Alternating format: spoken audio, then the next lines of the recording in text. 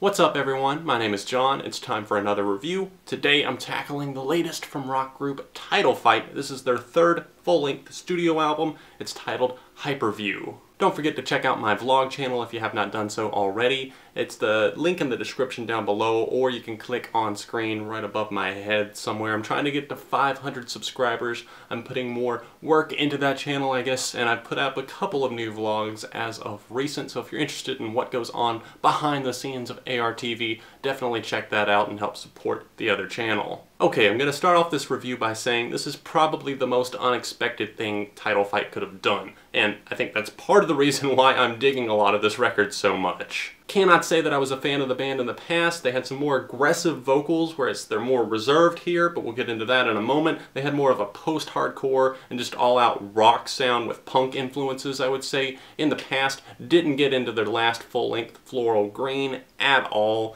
There were a few tracks that I thought were okay, but beyond that, wasn't really interesting to me. But with this new LP, Hyperview, they have showed that they have a passion for shoegazing. John, what the hell is shoegazing? Well, noob, I'm glad you asked, so let me explain.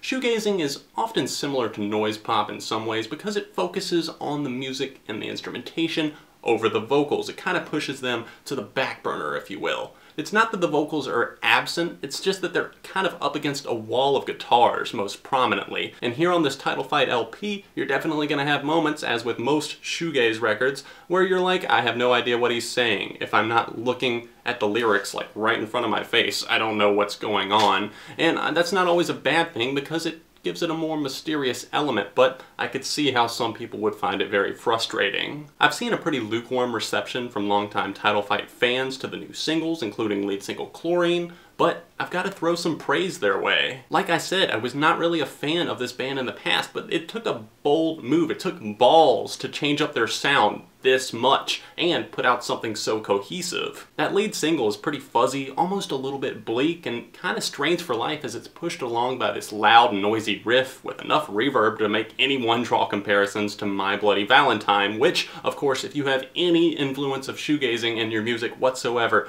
you're gonna hear My Bloody Valentine references. Look, yes, I'm not deaf. I can get that, I can understand, but there are other bands out there that practice shoegazing.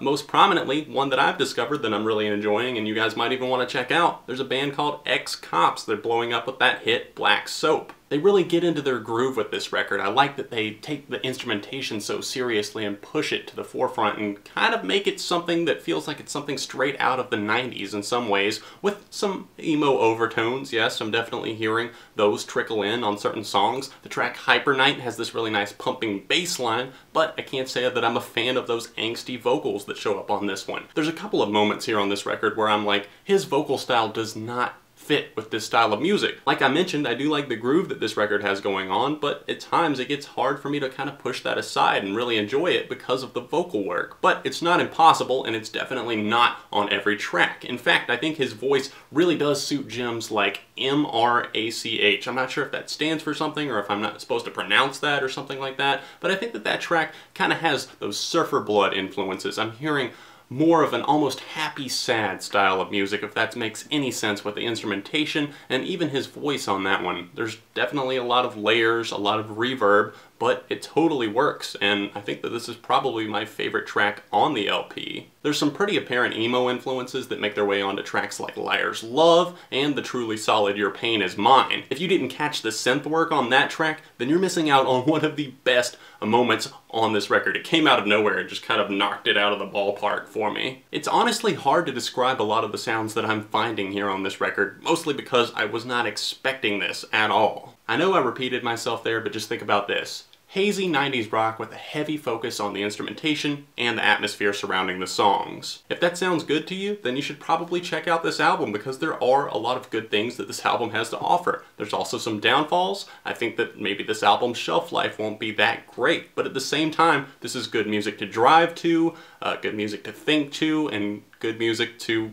well, you know, if you're into that sort of thing. From the more aggressive singles and the only song I think on this LP that features yelling, The Rose of Sharon, to the lighter and more reflective Dizzy, the album does what it set out to do pretty well. And what is that, you might ask? Well, it's to go with what they were feeling at the time, draw influences from everything from the Beach Boys to Dinosaur Jr. And well, I think they succeeded, kind of hit the nail on the head there with that one. It's a 3.5 out of 5 for me, with a moderate replay factor. Did you hear Hyperview, the new album from Title Fight? If so, let me know your thoughts on it in the comment section down below. Let me know why you're loving it, why you're hating it, why you're disappointed with it, and of course, smash the like button on this video to let me know that you enjoyed my review, and subscribe to the channel if you'd like to be notified when I upload future reviews. I usually put up a few every week. If you'd like to check out my most recent review, you can click that video box that's going right down below me, and you can check the description for all of my social media links. If you'd like to help out the channel with a donation, it's the top link in the description down below. It really helps these reviews